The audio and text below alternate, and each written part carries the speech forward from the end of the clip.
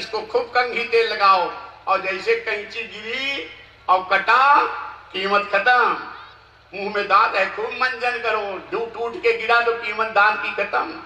हाथ में नाखून है तब तक कीमत है, टूट के कट के गिरा तो कीमत खत्म। उसी तरह से जो व्यक्ति अपने चरित्र से गिरा, समाज में उसकी कीमत समाप्त हो जाती है। सबसे बड़ा धन है चरित्र धन। एक बार चक्रवर्ती सत्ता छूट जाए, बहुत दुख की बात है, फिर भी कुछ नहीं बिगड़ा। बहुत अमीरी से बहुत गरीबी आ जाए, बहुत दुख की बात है, फिर भी समझो कुछ नहीं बिगड़ा। पत्नी का वियोग हो गया, पति का वियोग हो गया, पुत्र का वियोग हो गया, बड़े दुख की बात है, फिर भी समझो कुछ नहीं बिगड़ा। शरीर में कोई रोग हो गया, बड़े दुख की बात है, लेकिन फिर भी कुछ नहीं बिगड़ा। जिस समय व्यक्ति का, मनुष्य का चरित्र गिर गया, उसमें सब गिर गया। अमीरी गरीबी चाहे जितना है, आपका ईमानदार अगर सच्चा है, आप बेईमान नहीं है, सच्ची ईमानदारी पे हैं, तो आपकी समाज में आप झूठे नहीं है, सच्चे, तो समाज में आपकी कीमत कम नहीं होगी। अमीर चाहे जितना हो, ईमानदार व्यक्ति की कीमत करेगा, समाज में कीमत आपकी होगी। लेकिन ये पंडित जी सीधा पूजा बंद हो गया। जब सीधा पूजा बंद हो गया तो इस वेश्या को खुश करने के लिए अनैतिक ढंग से धनोपार्जन करने लगे। गीता में अर्जुन भगवान कृष्ण से प्रश्न करते हैं कि प्रभु, अगर कोई भक्त साधक प्रामाणिक रास्ते पे गुरु मंत्र लेकर के आपको भजते हुए तपस्या कर रहा है, माया के झकोरों से पथभ्रष्ट हो गया, तो उसकी क्या गति होती है?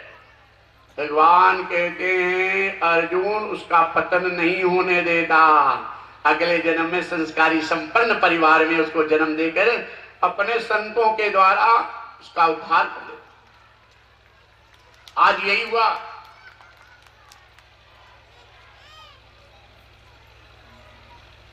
ये गए थे अजामिल पंडित जी कहीं धनोपार्जन के लिए, और 4 साधु प्रभु प्रेरणा से आ गए अब भोजन की इच्छा से। और ये जो वेश्या थी, ये जब संतों के चरणोदक ली, चरण धो करके इसके सारे दोष मिट गए। ये माया के झकोरों से संतों के द्वारा कथा आती है।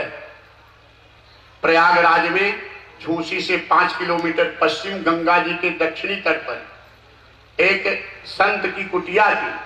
पत्नी मर गई थी, बेटी और पिता दोनों जन भजन करते थे। एक दिगंबर साधु गंगा जी में खड़े होकर तपस्या कर रहे थे गंगा जी के किनारे। जनवरी का महीना, कड़ाके की ठंडी, बर्फीली हवा। भोर में 3 बजते बजते ये साधु का, तपस्वी का रक्त प्रवाह रुक गया, मूर्छित होकर के गिर गए। माला जप रहे थे साधु महात्मा पिताजी।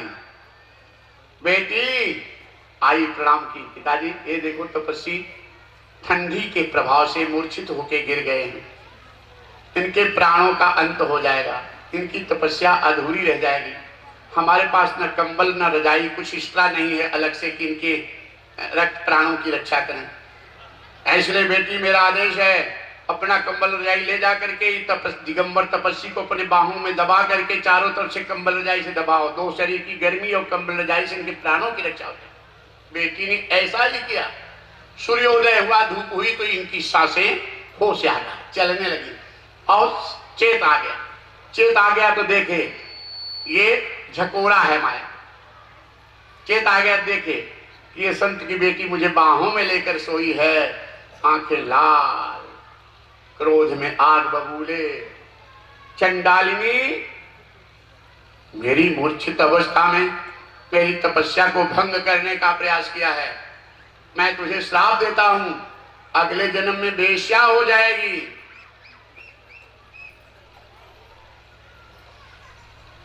कांप गई संत की बेटी, तपस्वी तुमने ठीक नहीं किया, मेरे मन में बुरा विचार नहीं था, एक बार पूछ लिए होते, तुम्हारी तपस्या पूरी हो, प्राणों की रक्षा, पिता की आज्ञा से मैंने ऐसे किया था, इतना भयंकर श्राप दे दिए।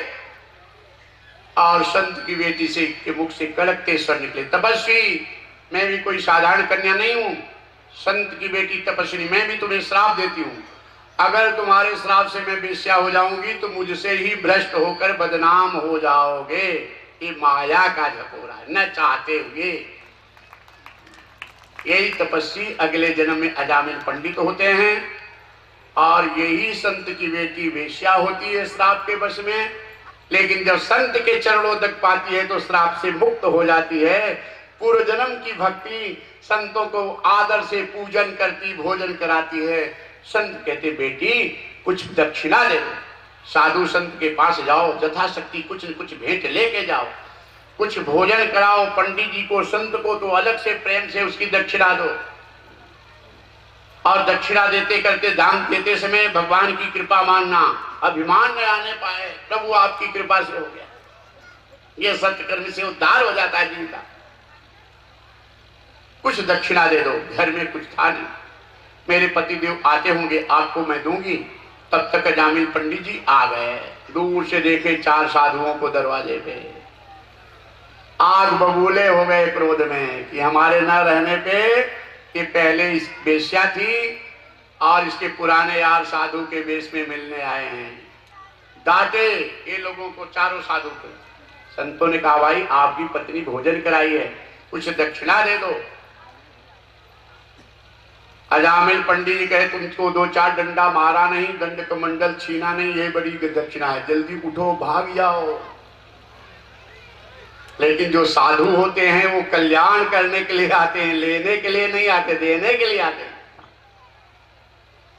कल यही आपको बताए, ये कथा करने आए हैं तो आपसे दक्षिणा लेने के नहीं, आप सब समाज का कल्याण करने के लिए साधु बने हैं।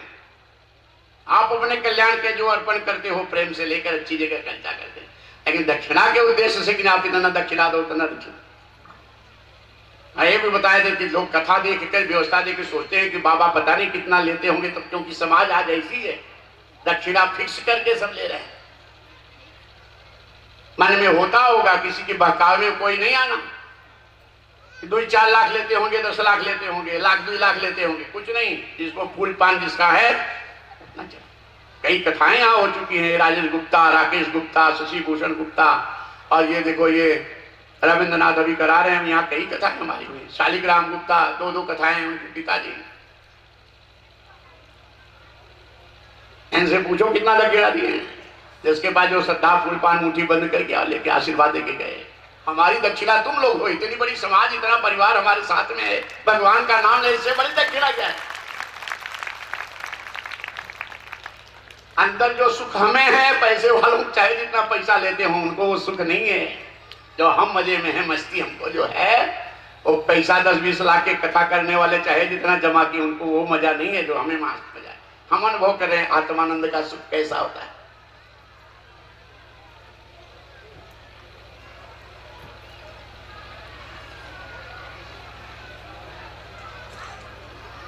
संतों ने कहा, जानते थे कि अजामिल की बुद्धि बिगड़ी हुई है, इसलिए ऐसा बोल रहा है। संत बुरा नहीं मानते। संतों ने कहा भाई तुम्हारी पत्नी भोजन का कुछ दक्षिणा दे दो, कल्याण होगा। अजामिल ने कहा जब मैं डंडा मारूंगा तब जाओगे कि कहने से जाओगे। तब संत जान गए। तो संत ने कहा तुम्हारी पत्नी गर्भवती है। अजामिल ने कहा साधु महात्मा हो के आपको क्या लेना देना कि मेरी पत्नी गर्भवती है कि नहीं। संतों ने कहा आपकी पत्नी के गर्भ में पुत्र है। अब इसे कुछ अच्छा लगा कि कहना क्या चाहते हो। संतों ने कहा रुपया पैसा दक्षिणा नहीं चाहिए, खाली वचन दो दक्षिणा में कि जब तुम्हारा बेटा पैदा होगा तो उसका नाम नारायण रखोगे। तब अजामिल को धक्का लगा कि तो सच्चे संतों को मैंने अपमान किया, चरणों में आकर के गिरा। वचन दिया, साधु चले गए, क्या दे गए पता नहीं, बाद में पता चलता है, 10-20 साल अंत में पता चलता है, अगले जन्मों जन्मों तक पता चलता है। जो सच्चे साधु होते वो दे गए, आशीर्वाद दे गए। नारायण नाम बेटा हुआ, नारायण नाम रखा। अब कथा बड़ी मार्मिक सुनो। अपमृत्यु का समय आया, ये नारायण नाम के बेटे से बड़ा प्यार करता था। अजामिल को 10 बेटे और थे, नारायण नाम से ये बेटे से बड़ा प्यार करता था। अपमृत्यु का समय आया तो ना किसी बेटे का नाम लिए, नारायण कहाँ हो नारायण। भगवान विष्णु के पार्षद आ गए। यमराज के दूत आए थे, यमराज के दूतों को मार के भगा दिए। अरे भागो, नारायण का नाम ले रहा है। यमराज के दूतों ने कहा महाराज ये अपनी ब्याही हुई पत्नी का अपमान किया है, दुख दिया है, 36,000 वर्ष तक इसे नरक में दंड दिया जाएगा। जो अपनी ब्याही हुई पत्नी का अपमान करता है, पति दुख देता है, उसे नरक में 36,000 वर्ष तक दंड दिया जाता है, पीड़ा दिया जाता है। गरम लोहा करके नंगे बदन उसके लिटा करके पकोड़े पे मिर्ची और पाउडर तेल छोड़ते हैं, खाओ पे छटपटाता है। बहुत बड़ा पाप है, इसे दंड देंगे।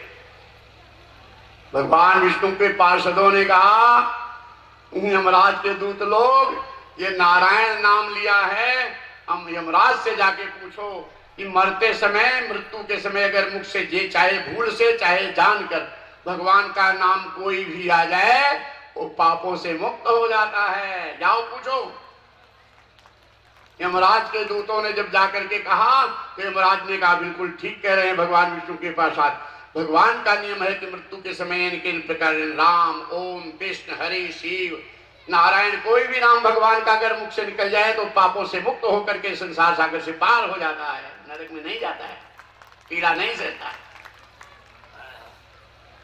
लेकिन भगवान का नाम आना कठिन है। जन्म जन्म मुनि जतन कराही,